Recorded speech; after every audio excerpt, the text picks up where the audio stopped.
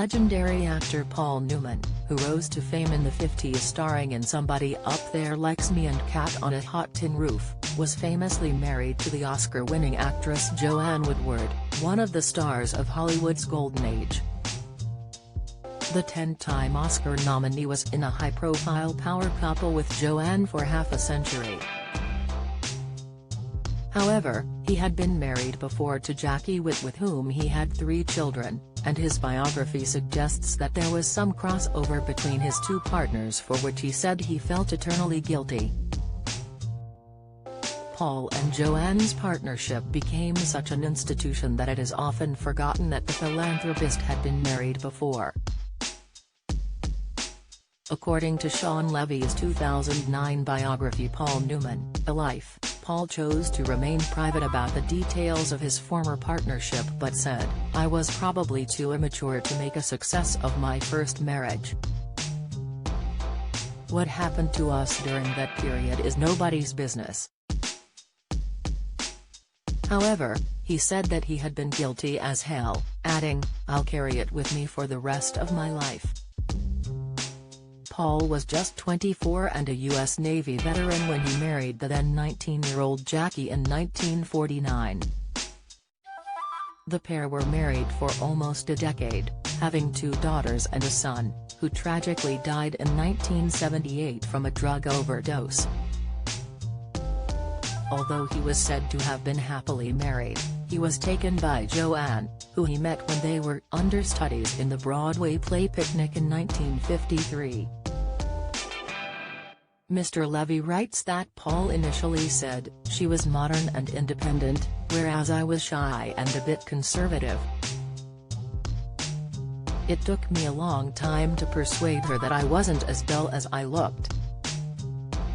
Joanne was said to have only seen Paul as a pretty face when they first met, and she was not impressed by his acting. Tensions grew at home between Paul and Jackie as he began spending more and more time working in Manhattan, New York, in a world that no longer interested his wife. A friend explained, when she had her children, Jackie lost her interest in acting and in the world that meant everything to Paul. Paul and Joanne were 2 highly attractive people with a deep mutual interest and an obvious feeling of companionship, but you seldom saw Jackie. Their friendship soon developed into an affair, Mr. Levy explained, and Jackie is said to have grown suspicious of her husband. Joanne once recalled, "Paul and I were good friends before we were lovers. We really liked each other.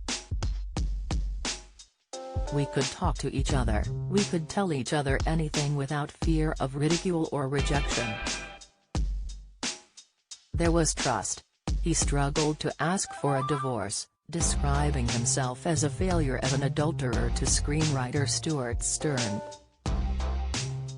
Eventually, he found the courage, and after he and Joanne starred in the 1958 film, The Long, Hot Summer, the pair married the following year. From then on he was known for his fidelity, famously stating, "I have steak at home. Why should I go out for a hamburger? Don't miss." Poll asks if murderers should have to attend sentencing in court. Poll, teachers urged to consider their students and accept pay offer. Report, whom's a use of a tip to tear SNP apart, Insight, but his memoir, The Extraordinary Life of an Ordinary Man, published posthumously last year, suggests he felt deep betrayal. He wrote that the couple had their problems, adding, "This hasn't all been a bed of roses."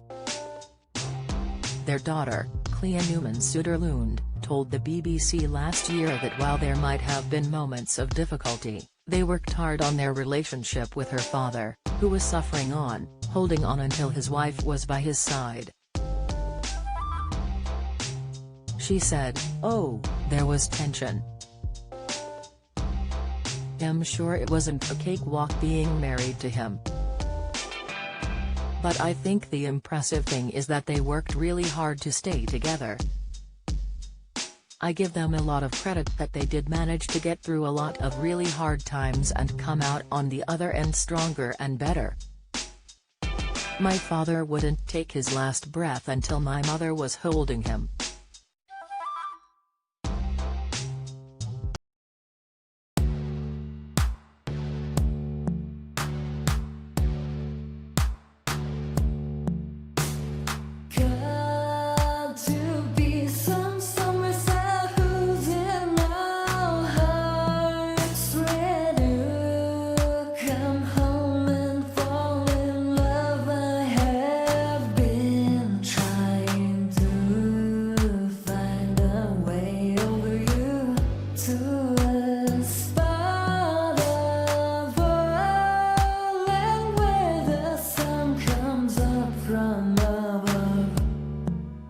Now